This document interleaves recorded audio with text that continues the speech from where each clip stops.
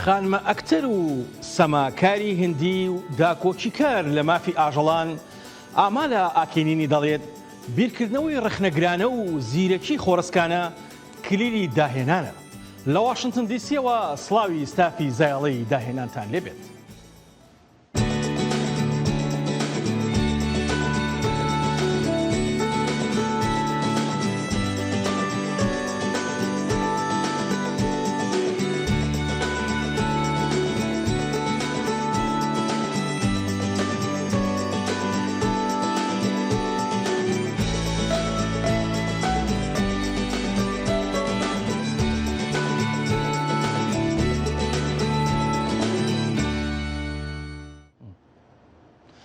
ئەم هەفتەیە لە ئەمریکا سێ فیلمی جوان بوونە پێشەنگی فیلمە سینەمایەکان لە هەوڵەکانی سینەمادا کە توانیان دەیان خەیاڵی فیلمەکانی کریدا کە خودی مایکل بی جۆردن ڕۆڵەکەی دەگێڕێت و ئەوی دیکەش هاوڕێکی سەردەمی منداڵیەتی بە ناوی دام ئەندەرسۆن کە جاناتان مەیجرز ڕۆڵی دەگێڕێت. ئەمە یەکەم فیلمە لە زەنجیرەی کرید کە سیلڤستر ستالۆن تێیدا وەک ڕاکی باڵبووە ڕۆڵی تێدا نابینێت. هەرچەندە ناوبراو هێشتا لەگەڵ ڕایان کۆگلەر بەرهەمهێنەری فیلمەکەیە.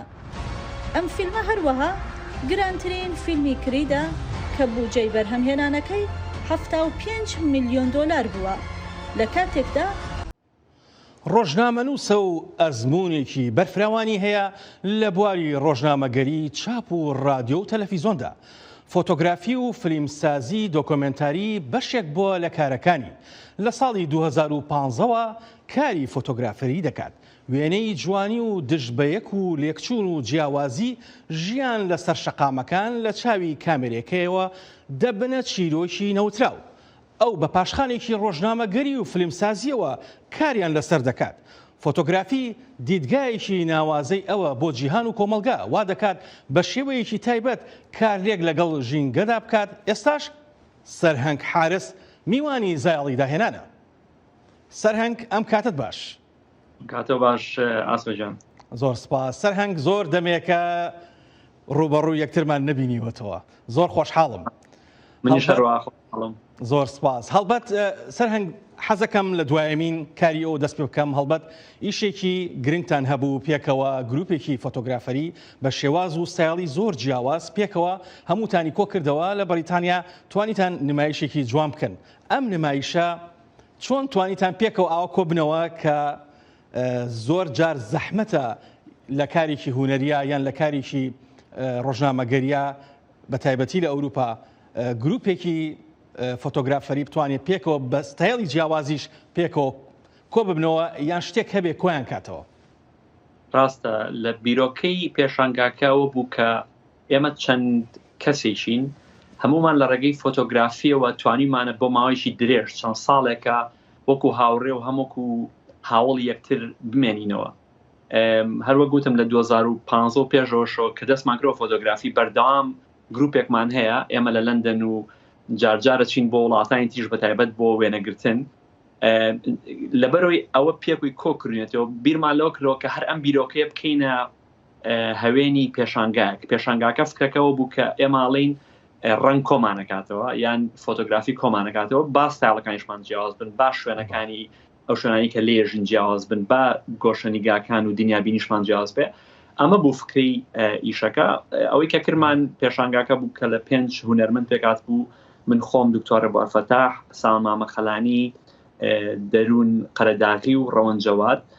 ئیشەکە من خۆم یەکەم کارم وەکو فۆتۆگرافی لەم بەشدار بم، بەڵام سەرکەوتوو بوو هەم وەکەوەی کە کەس خەڵکیشی باش بەشدار بوو، هەم هەندێک لە ئیشەکان فرۆشران و هەم تێگەیشتین لەوەی کە ئایا بینەر چۆن سەری ئیشەکانمانەکە. لە بەرەوەی تا ئێستا ئێمە خۆمان سەری ئیشەکانمان کردو قسەمان لەسەر کردووە یاخود لە ڕێگەی مۆبایلێکەوە بە شێوەیەکی دیجیتال پیشاندرا، بەڵام ئێستا پرنتمان کردو و پیشانمانەوە. ئەوەش بەشێ بوو لە ئیشەکە، بەشێ بوو لە پرۆسەی تێگەیشتن لە خۆمان و پرۆسەی تێگەیشتنەوەی کە ئایا ئێمە ئەمانێت چی بکەین لە ڕێگەی فۆتۆگرافی. بەڵێ سەرهەنگ هەڵبەت ئەم ئیشانەی کە بە هەڵبەت من بینیم زۆربەی ئیشەکان بەگشتی ئەوەی تۆ هەندێک لە برادرانیش ئیشکردنە لەسەر شەقامەکان، ئیشکردنە لەسەر ژیانی گشتی هاوڵاتیان، لەسەر ئەو ساتە وەختەی بۆ نمونە کەسێک لەناو شەقامەکانی ئەوروپای بە تایبەتی لەحزەیەکە ساتە وەختێکە لەوانەیە کۆکردنەوەی ئیحساس بێ. من ئەوەی لێ تێگەیشتم ئەتوانی بڵێ گرتەیەکی ژیانکردەی ڕۆژانەی هاوڵاتیانی ئاساییە. بە بێگومان خۆی هوەری ئەوەی کە پێڵێن هوەری فۆتۆگرافی سەرشەقام ڕەنگە لای ئێمە تا ڕادەیە نوێ بێ، بەڵام مێژویشی بڵین کۆنی هەیە. بێزەبت هەر فۆتۆگرافە و بە شێوازێک سەیری مامەڵی خەڵکەکە، شێری کۆمەلگاکە. اینجا ئەوەی کە تایە بەلای منۆ سانجڕا کێشە ئەوەیە کە تەنها فۆتۆگرافی خۆی نییە، بەڵکو مامەڵەتکردنیشە لەگەڵ کۆمەلگا، یعنی سۆسیۆلۆجیاشە، لەبەرەوەی هەر شارە هەر وڵاتە خاصیت و تایبەتمەندی خوێ. بۆ نمونە گەر لە کوردستان بی وێنەگرتن جیاوازە لەوەی لە لەندەن بی. بۆ نمونە لە لەندەن ئێمە خۆمان کە لێرەین، بەڵام لە شوێنی کەش وێنەمان گرتووە. لێرە لەبەرەوەی گەشتیار زۆرە، خەڵک ئاشنایە بە کامێرە، لەبەرەوە هیچ کێشەیەکی نییە.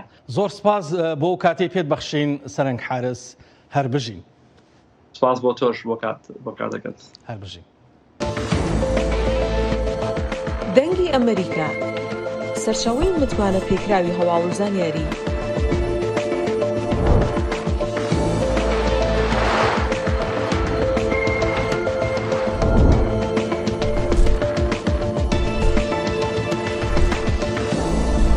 لە ماڵپەڕ و تۆڕە کۆمەڵایەتیەکانی دەنگی ئەمریکاوە ئاگاداری هەواڵ و گۆڕانکاریەکانی جیهان بە.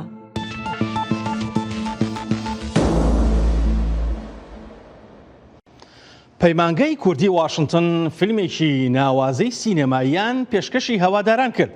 فیلمی کۆبانێ یەکێکە لە فیلمە گرنگەکان کە لەم ماوەیەدا بەرامێنراوە لە واشنتن نمایش کرا. ئەم فیلمەی کۆبانێ باز لە ژنە شەڕوانێک دەکات لە کاتی گەمارۆدانی کۆبانێدا لەلایەن داعشەوە ئەو ژنە سەرکردایەتی ڕزگارکردنی ئەو شارە دەکات و کۆبانێ دەبێتە هێمای بەرگری بەهێزی کورد دژی داعش. فیلمی کوبانەیە سەفەری کرد و گەیشتە واشنتن. ئەمریکایەکان بە خۆشحاڵیەوە پێشوازیان لەم فیلمە کرد. ئەوان ڕووداوەکانی فیداکاری ئەو شارەیان تەنها لە هەواڵەکانەوە بیست بوو، بەڵام ئەم فیلمەوەی کرد لە نزیکەوە سەرسان بن بە ئازایەتی و بوێری کوردانی کوبانێ دژی چەکدارانی داعش. ئامادەبووان پێیان وایە فیلمی کوبانێ هیچی کەمتر نییە لە فیلمە سینەمایە جیهانیەکان. لە ڕاستیدا ئەم فیلمە زۆر باش بوو، پڕ زانیاری بوو، زۆر چێژم لێبینی، زۆر شتی لێەوە فێر بووم کە لە ژیانمدا نەمبینیوە. من زۆر ئارەزوی ئەوە دەکەم کە ئەمریکایەکان شتێکی جیاواز فێر ببن و لەبارەیەوە بزانن کە پێشتر نەیان بینیوە و یان ئەزمونیان نەکردووە.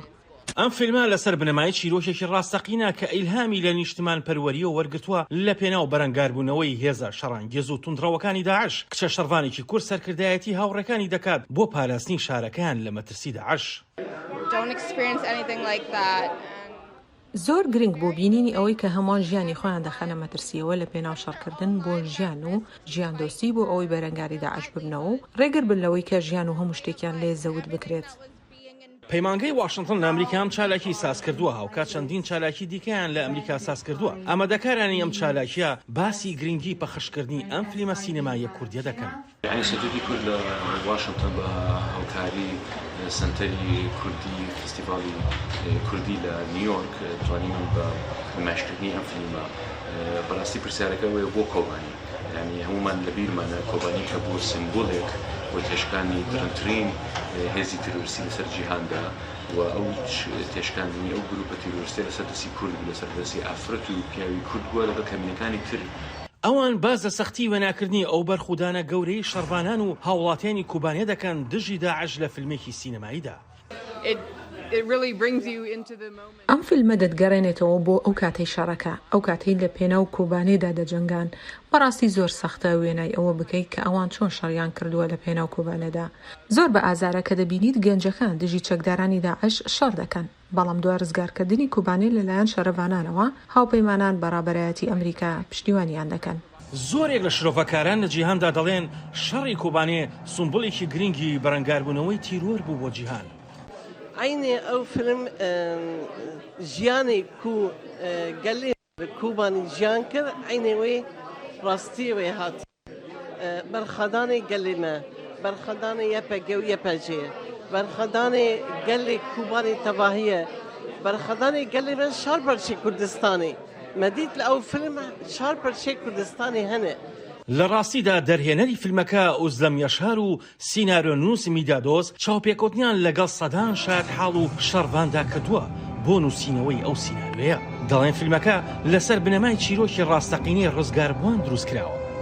ئاسۆ جەبار، دەنگی ئەمریکا، واشنگتن. بەڵێ خەڵاتەکانی هەڵبژاردەی نیکۆلدیۆن بۆ منداڵان بۆ ساڵی 2023 لەم مانگەدا لە ئەمریکا دابەشکرا. نمایشەکە هەمە ڕەنگ و پڕ لە شادی بوو بە گۆرانی و نمایش و چالاکی ناوازە بەڕێوەچوو.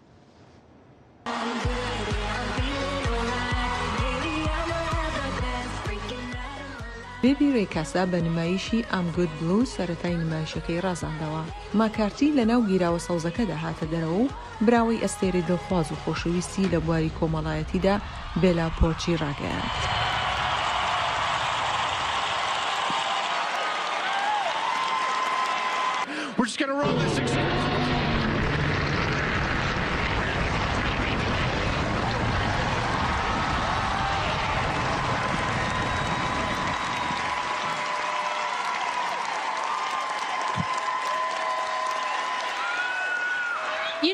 It doesn't taste too bad, I gotta say. ئادەم سلاندەر، کریس پاین، میشۆل ڕۆدریگێز، ملیسا ماکارسی لەنێو ئەو ئەستێرانەدا بوون کە لە خەڵاتەکانی هەڵبژاردەی نیکلۆدیۆن بۆ منداڵانی ساڵی 2023 لەم مانگەدا لە ئەمریکا خەڵات کران. Everybody, first, it is very slippery up here. I'd like to thank my lovely supporters. I'd love to thank the cast and crew of High School Musical, the series. Of camera!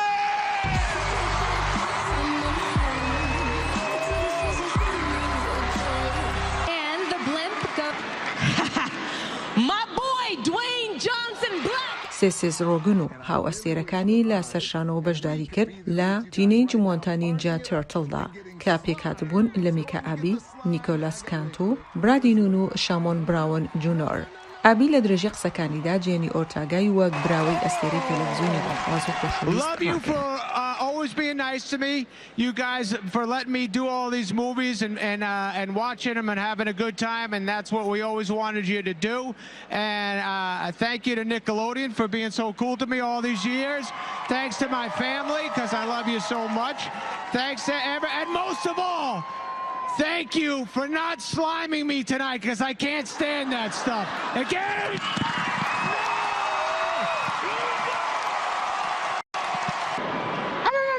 It's like I didn't do anything to you.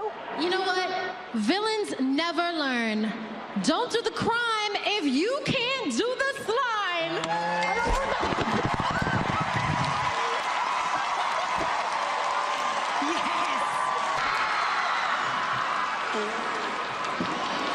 Hi guys. I really can't see anything, so bear with me. براوەی دیکە کە لە چالاکیەکەدا نەبوون لە مۆنتاژێکی ڤیدیۆییدا ڕاگەیەندرا لەوانە هاری ستایلز بۆ گۆرانی دڵخوازی منداڵان و هونەرمەندی دڵخواز، تایلەر سویفت بۆ ئەلبومە نوێیەکەی و BTS بۆ گروپی مۆسیقای دڵخوازی منداڵان ڕاگەیەندرا. زیندەوەرناس و زانای بەریتانی چارلز داروین دەڵێت مرۆڤ کە توانی تەنها یەک کاتژمێر بە فیڕۆ بدات لە ژیانیدا بەهای ژیانی نەدۆزیوەتەوە. کێ مۆبایلی داهێنا؟ ئەو پیاوەی کە شانازی بەداهێنانی مۆبایلەوە دەکات گەشتبینێ بەوەی پێشکەوتنەکانی داهاتوو لە بواری تەکنۆلۆژیای مۆبایلدا دەتوانن ژیانی مرۆڤەکان بگۆڕن. بەڵام نیگەرانە لەو مەترسیانەی کە مۆبایلە زیرەکەکان لەسەر تایبەتمەندی ژیان و گەنجان دروستی دەکەن. کۆپەر تەلەفۆنا داینا تاک بکارتێنیت کو یەکەم تەلەفۆنا دەستی بۆ جیهانێدا کو گرانیاوە 1.1 کیلۆ درێژیاوە 11 ئینچ بوون. 10 ساڵ پێچۆن تاکۆ کۆپەر شیای ئەvê داهێنانê بخیتە بازارê ئەvê داهێناناوی هاری دەست پێکردنا شۆڕەشا تەلەفۆنا دەستان کرد. کۆپەر دەبێژیت Di destpêkê de berî 5 salan gava min hizir di telefona destî de kirî û me yek çêkir û me pêwendiyeke telefonê pêkir. Min zanîbû got rojekê wê her kes xwedî telefoneke desta be. کۆپر خۆوەک و کەسێکی خاوەنبین و گەشتبین بناو دەکات. ئەو دەبێژیت کو ئەو دوێ هیڤیەدایەک و تەکنۆلۆجیا مۆبایلên سەردام تازە دەست پێگیریە بە پێشکەفتنên خۆ ku dişên şoreşan di barê perwerdê û saxlemiyê de durust biket. Pêşesaziya şaneyî tenê fêr dike ka mirov çawa tiştan weke şoreşa perwerdehiyê, şoreşa tenduristî, guhertina tevahiya, têgiştina hevkariyê dike. Ji ber vê yekê ev tenê destpêk e. کوپر هزر دکت کو د تلفن واسا پیشکەون کو بدن مروی دا بلاو ببن و کو آلاوکی هست بکرنا پیش وقت یا تندرستی مروفان و دبه کو پادریجی بکوشینا انرژیا مروفان. I'm not crazy about what the modern cell phone looks like. هەمی دەمان دێوێ تەندروستیە وە بپیوە و هەر تشتێک نە ئاسایی تێدا دەستنیشان بکە. کوپر ده همان دمدا دامبوی دکت کو اوه داهنانه نباشین خوشی هنه و او کاریگری نرینی ین تورین مدیا جواکی هین وکو او گریدانا به انترنت و هر وصار خوشگرن برزارو گانکو بگهنه بابت خراب. My most negative opinion is we don't have any privacy anymore. نرینا من یا هری نینی اوه گو ایدی تایبەتمەندیە me nemaye ji ber got her tiştekê li ser me niha li cihekî tê tomarkirin û ger kesek heza wî gelek li ser hebe dikare wan bi dest bixe. Serarayê evan dahenanên telefonên jîr de hatîne bicihkirin. Koper dibêjît hêşta gelek tişt hene ku ev fêr nebûye heta ku bikenî vegotî هیچ از نزانم تک تاک چیه؟ هاتین مای دنگ امریکا واشنطن. کاتی خۆی دراوسەیەکمان هەبوو دایکی کوڕەکانی هاوڕێکانم بوو زۆر میهرەبان بوو خەڵکی خانەقین بوو یەکێک لە نەریتە جوانەکانی خۆیان کە هێنابیان بۆ سلێمانی نانی تەنووری گەورە بوو هەموو بەیانیەک کە نانی دروست دەکرد دوو نانی گەورەی بۆ ئەهێنان ئێستاش بوونی ئەو نانە هەر لە خەیاڵم داماوە ئێوە دەزانن یەکەمین داهێنەری نانی تەنووری لە شارستانێتی میزۆپۆتامیاوە سەرچاوی گرتووە بە عێراقی ئێستاشەوە. پیشەوانان لە گەڕەکی ئەلقەوزەین لە مووسڵ چەندین کاتژمێر بەسەر دەبن بۆ شێلانی قوڕێک کە بە گڵێکی تایبەت بۆ دروستکردنی تەنووری گڵ ساز دەکرێت. ئەوان دەڵێن مێژووی ئەم کارەیان دەگەڕێتەوە بۆ هەزاران ساڵ لەمەوبەر.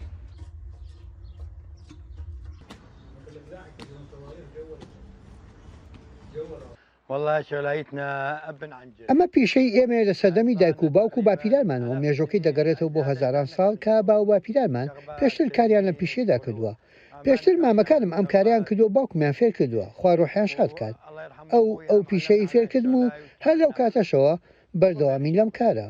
تەنووری گڵین بۆ دروستکردنی نانێکی ئاسایی بەکاردەهێنرێت و زۆرێک لە عێراقیەکان هێشتا تامەزرۆی نانی تەنورین هاوکات هەر ئەو تەنورانە بۆ برژاندنی ماسی و گۆشتیش بەکاردەهێنرێت. بەو هیوایان ئەم پیشەیە هەر بمێنێت بەڵام فڕنی غاز یادی کردو بەهۆی دووکەڵەکەشەوە زۆر کەس تەنوری داد بەکار ناهێن. پیشەوەران و نانەواکان دەڵێن لە کاتێکدا ئەو فڕنە ئاسانانەی کە بە سوتەمەنی وەک غاز کار دەکەن زیاتر بەربڵاون بەڵام هێشتا کڕیارەکانیان نانی تەنوری گڵیان پێ باشترە کە تامێکی تایبەت بە نانەکە دەبەخشێت. لە کاتی داعشدا ئێمە هەفتانە جارێکیان دوو جار کارمان دەکرد چونکە تۆ باران و بردومان زۆر خولس بوو تەنانەت نەمان دەتوانی سەرمان لە دوکانەکە بهێنە دەرەوە کارەکانمان بەجێ دەهێشت و دەگەڕاینەوە بۆ ماڵەوە دوای وەستانی تۆ بارانەکە دەگەڕاینەوە بۆ سەرکارەکانمان. پیشەوەرانی دروستکردنی تەنوری گڵ لە شاری مووسڵ لەم کارگە بچووکەدا ڕۆژانە سێیان چوار تەنور دروست دەکەن و هەندێک جاریش زیاتر ئەگەر داواکاری زیاتری لەسەر بێت. مەخبەز الطین بینەکە خاصە نانی تەنوری تامێکی تایبەتی هەیە و خەڵک حەزیان لێتی چونکە نانەکەی تیادا دەبرژێت بەڵام نانی فرنی غاز زۆر جیاوازە بە هیچ شێوەیەک فرنی غاز باشتر نییە فرنی گڵ زۆر باشترە نانەکە بەتامە مێژۆکەی دەگەڕێتەوە بۆ ئەو ئاشوریانەی کە تەنوری گڵیان بەکارهێناوە. لە نانەواخانەیەکی ئەو شارەدا هێشتا نانەواکان نانە بەناوبانگەکەی عێراق بەو تەنوری گڵە دروست دەکەن. نانەواکان دەڵێن یەک تەنوری گڵ بە شێوەیەکی گشتی بۆ ماوەی 2 ساڵ دەمێنێتەوە بەڵام هێشتا خەڵک تامەزرۆی نانی تەنورین و بازاڕی ئەم نانە هێشتا وەک تەنورەکان گەرمە. بە ئامانجی ئاشناکردنی خوێندکارانی قوتابخانە جیاوازەکانی خوێندن ساڵانە فیستیڤاڵی شانۆی گۆران چەندین ئەکتەری جیاواز لە تەمەنە جیاوازەکان کۆ دەکاتەوە دەرفەتێکە بۆ ئەو خوێندکارانەی کە خولیای کاری نواندنیان هەیە و لە قوتابخانەن دەنگی ئەمریکا بۆ زایاڵە میوانی فیستیڤاڵەکە بوو. دەستپێکی سێمین خولی فستیڤاڵی شانۆی گۆرانە لە هەڵەبجە. هونەرمەندان و شانۆکاران پێشوازی لەو کاستە شانۆیانە دەکەن کە دەقەکانیان ئامادە کردووە. کارکردن وەلاناو هوەری شانۆ بۆ خانمان قورس بووە، بەڵام خۆشبەختانە لە فستیڤاڵی کە ئەمڕۆ دەستپێکەکەیمان بینی دەبینین ڕێژەی خانمان زۆرە. هیواخوازم ئەم ڕێژەیە ساڵ بە ساڵ زیاتر بێت.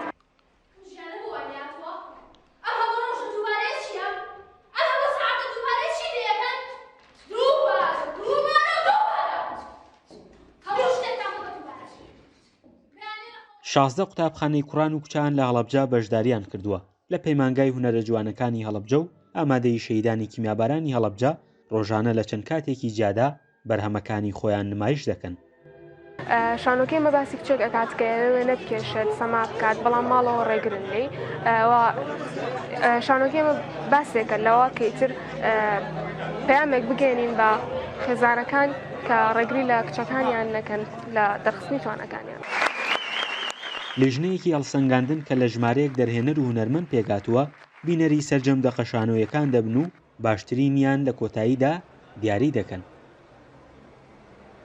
حەزمان کرد لایانی پەروەردەیی زیاتر بێت لایەنەکانی دیکەوە نوکو خۆم لە بواری ئاکسە یاخود ئەکتەریە ینی خولیایەکی زۆر گەورەم هەیە یعنی منم ئەوکو خۆم بڵێم یعنی ئەوم زانەوە کە بووم باشترین ئەکتەری ئاسیا نەک عێراق. من حەز خولیایەکم هەیە بۆی نواندن بکەم و ئەمە زۆر گرنگە بۆ ئێمەی قوتابی بۆ می ئەکتەر کە یعنی توانای بەرەکانی خۆمان پیشان بدەین.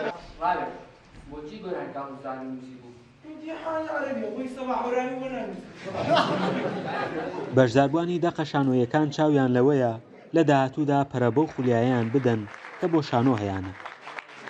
لە خوێندنگاکەی خۆمان ئێمە مامۆستای هونەرمان نییە بۆیە ئێمە ناچار خۆمان قوتابخانەکەی خۆمان چەند خوێندکاری بەیەکەوە نووسینێکمان نووسی و دەقێکمان نووسی و کردمان مەشانۆیە کە لێرە پێشکەشی بکەین.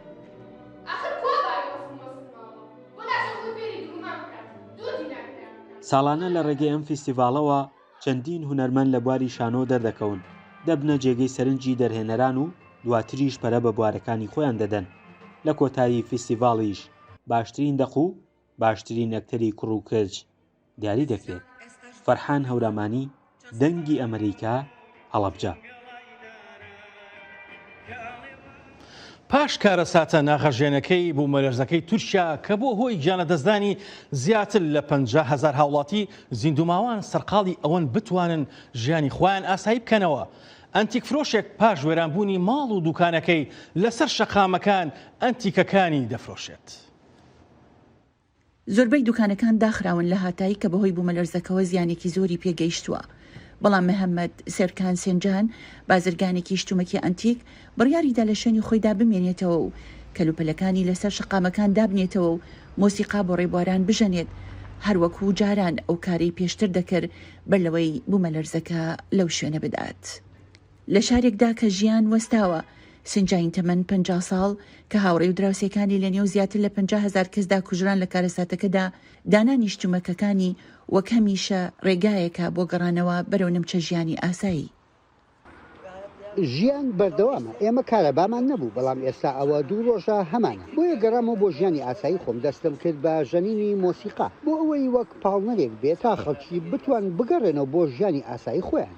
بەڵام ئەلبەتە شتومەکەکانی ئەنتیکیشی وەک هەزاران کەلوپەلی تر کە بە درێژایی ساڵان کۆی کردوتەوە زیانی بوومەلەرزەکەی بەرکەوتووە. لەناو بیناکەدا گوڵدان و کوپەکانی چاو قاپ و قاچاقەکانی دیکە کە لە شوێنی خۆیان لەناو کابینەکەدا بەرزەوی لەرزە کەوتبوون شوشەی فرەڕەنگی شکاو و بەردی شکاو لە نێو پارچە کەلوپەلەکانی زی و مۆم و مۆبیلیاکانی داری شکاودا زەویەکەیان داپۆشیوە. ئەمە کاری منە گەڕام و بۆ ژیانی ئاسایی خۆم کاڵاکانم لە دەرەوە دوکانەکەم دانا پێش بوو مەلەرزەکەش بەم شێوەیە بوو ئەو کورسیانە لە دەرەوە بوون و من کەلوپەلی کۆنەکان لە دەرەوە دادەنێ بۆ ئەوەی خەڵک تێبگەن کە دوکانێکی ئەنتیکە ئەمە یەکەم جار نییە. ئەلبەتە ئەو هەرچی لە توانایدا بوو لە فرۆشگاکەدا ڕزگاری کرد وەک وێنەیەکی باوکی و وێنەیەکی کارتۆنی ئەلبەرت ئەنشتاین. بوومەلەرزەکە زۆرێک لە باڵەخانە مێژوویەکانی شارەکەشی وێران کردووە لە نێوانیاندا کڵێسەکان کە مێژۆکانیان دەگەڕێتەوە بۆ سەردەمی دێرین و زۆرێک لە مزگەوتە کۆنەکانی شارەکەش. ئەو دەڵێت ئەو ئیمامانەی ڕۆژانەی 5 جار بانگەوازی موسڵمانیانیان دەکرد بۆ نوێشکردن هەروەها شارەکەیان بەجێهێشتووە ناچار بوو ئەو ئەرکە لە ئەستۆ بگرێت. لێرە تەنها سەربازی لێبوو بەڵام هیچ کێشەیەک نەبوو ئامانج ئەو بوو بانگەوازی نوێژ ڕانەوەستێت چونکە هیچ ئیمامێکمان نەبوو. سنجان ڕۆژانە چەند جارێک بە پلیکانەکانی بیناکە سەر دەکەوێت لە سەروی شەقامەکەەوە و بەدەنێکی بەرز بانگەوازی باوەڕداران دەکات بۆ نوێشکردن. شایان پاشا بۆ راپۆرتی تیمۆر ئەسەری دەنی ئەمریکا واشنگتن. سەرۆکی ئەمریکا جۆ بایدن دەڵێت گەندەڵی شێرپەنجەیەکە کە باوەڕی هاوڵاتی بە دیموکراسیەت لەناو دەبات غەریزەی داهێنان کەم دەکاتەوە بەهرەی تەواوینەوەکان بەفیڕۆ دەدات و بەرهێنان و هەلی کار دەترسێنێت تا زایڵێکی دیکە و داهێنان و جوانێکی دیکەی جیهان ماڵەوە.